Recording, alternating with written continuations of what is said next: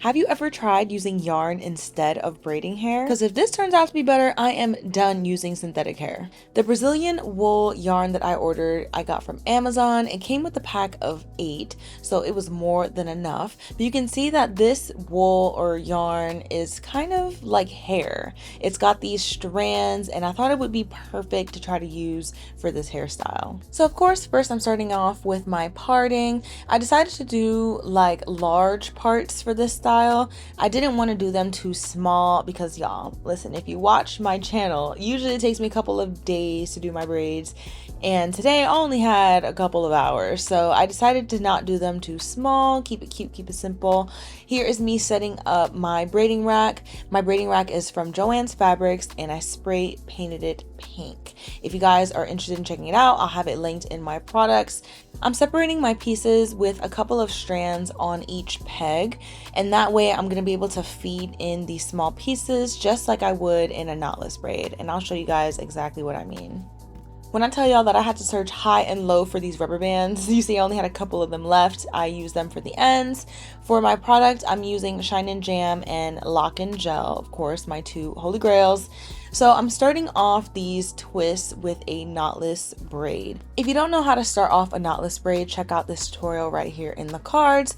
But I decided to start off with a knotless braid because I thought it would be the best way to add in this hair. You can also start it off using a rubber band if you want to do a simpler technique, but I found this to be the best way for me. So I'm starting off by taking my strand and inserting it in between my pincher fingers. And I'm inserting this yarn just like I would with a knotless braid. So I'm going to be adding in about 4 pieces, and this just depends on how big or small you want your twist. If you want your twists to be larger, you can go ahead and add in more yarn. If you want them to be a bit smaller, you can add less. So I wanted to do twists as well instead of braids, just because, like I said, y'all, I did not have that much time. But as I was braiding this down, I realized that this actually felt really good. Like, it's giving hair. It's giving better than braiding hair, I fear. I really like the texture of the wool. It had enough grip. You can see where I split my hair in half and then Senegalese style twisted all the way at the bottom, or rope twists. You can see I'm twisting each side before twisting them together. So honestly, I really like this yarn, y'all. When I got down towards the ends, I loosened up my grip and made sure that my hands were a little farther away from where I was twisting, so it can give a looser type of twist. And then I wanted to do bra strap length, so that's where I put my rubber band at the end. But I was a little bit nervous about the ends because I really didn't know, because the yarn is not tapered off like pre-stretched braiding hair. I wasn't quite sure how I was gonna end these off, but I did know that I had rubber bands, so we're gonna figure that out in the end though. Y'all see my unbrush? Have you guys tried using this brush? Because I saw it all over TikTok and I was so reluctant to buy it for a while because I was like, whatever, how good could it be? But y'all, when I tell you that it's pretty good, it's pretty fire. I don't know the design technique whatever behind it, but I really like mine. Although it is like $12 to $15, I think that is a ripoff, but the brush does work, okay?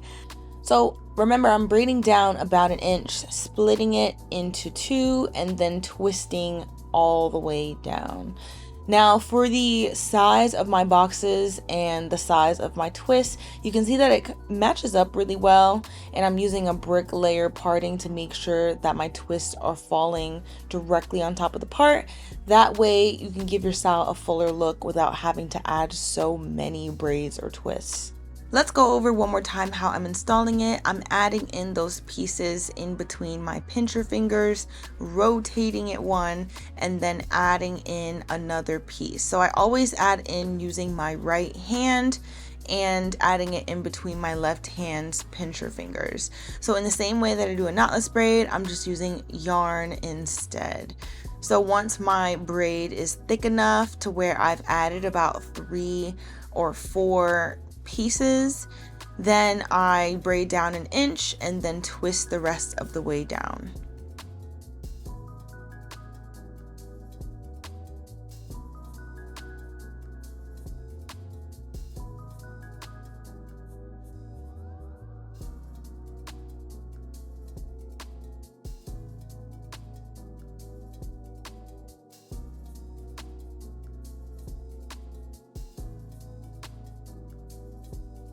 So I saw this lady on YouTube, I'll probably link the video down below, but she was talking about how synthetic braids cause damage to our natural hair. And I feel like I kind of half agree, kind of half like have a neutral opinion about it, because I've been using braiding hair for so long, but I definitely have noticed that my natural hair flourishes when I do not add synthetic hair. So her video or reasoning was that there's chemicals that the synthetic hair is made out of, coated with, and that definitely affects our scalp health and our hair health.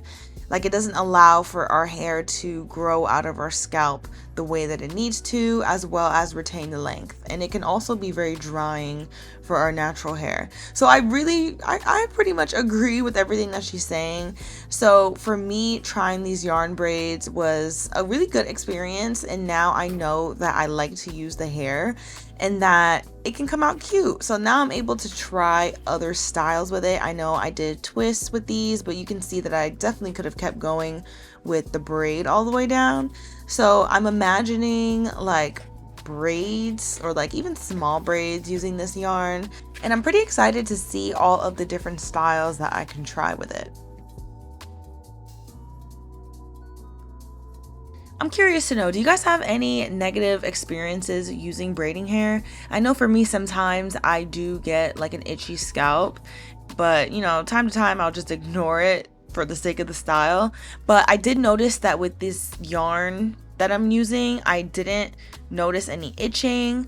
Well, maybe just a little bit, but probably because of the products. Not to say that my holy grail combo of Shine and Jam and Loc'N gel makes my scalp itchy, but I think just after manipulating my hair and putting products in it and then it drying and stuff, sometimes it could be just a little bit itchy, but not like too bad or anything. I know that some people have a reaction to braiding hair, which is just a lot worse. So if you're one of those people, let me know down below in the comments. And maybe you guys should try out yarn. You know, you never know.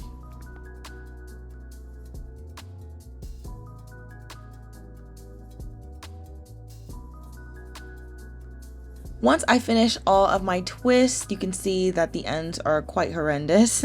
I chopped off the ends that I didn't want. Now, I might find another way to do this in the future. Again, this is my first time using braiding hair. I mean, not braiding hair, yarn. This is my first time using yarn, so I wasn't really too sure how I wanted to do the ends. But for now, that worked for me. I did my edges, and for my edges, I used Style Factor Edge Booster and my IBH edge brush. And once I finished that, this is the finished look. If you guys like this video and you want to try out yarn braids, let me know down below in the comments. Make sure you're subscribed to my channel for more DIY tutorials like this one. And if you want to check out all of my other styles, I have a whole playlist for you guys that you can view right here.